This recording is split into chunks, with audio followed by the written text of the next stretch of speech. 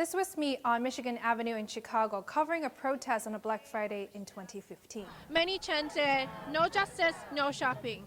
One of the young men said he wants the protest to bring justice and raise awareness. I'm not recalling this in an attempt to show off how I can maintain my good looks under pressure.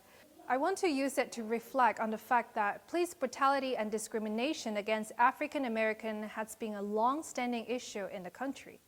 The Washington Post began tracking fatal police shootings in 2015. So far, 6,129 people have been shot and killed by the police since the first day of 2015.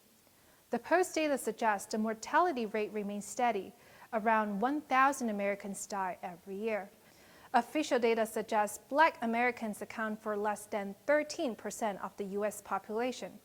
But the tracking project reports they are killed by police at more than twice the rate of white Americans.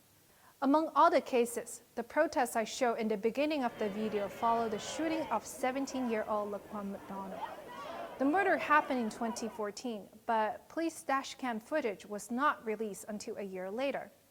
Former Chicago police officer Jason Van Dyke fired 16 shots into the young man. 16 shots. The shooting brought Black students and young leaders into the streets that night. Back up, back up! We want freedom, freedom! The case was first identified as justified shooting and was dropped. Later on, Officer Van Dyke was charged with second-degree murder and sentenced to 6 years and 9 months in jail. Van Dyke was convicted in 2018, but did not stop trying to overturn his conviction until 2020. This kind of tragedy doesn't stop from happening again, the death of George Floyd. An 8-minute 46-second nail on his neck. Floyd was arrested after a convenience store employee called 911 and told the police that Mr. Floyd had brought cigarettes with a counterfeit $20 bill. Derek Chauvin is the police officer involved.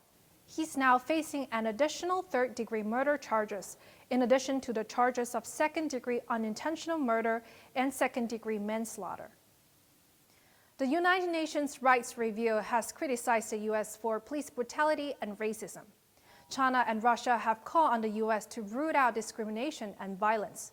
But America continues to keep up with its double standards, pointing fingers at others instead of dealing with their own issues.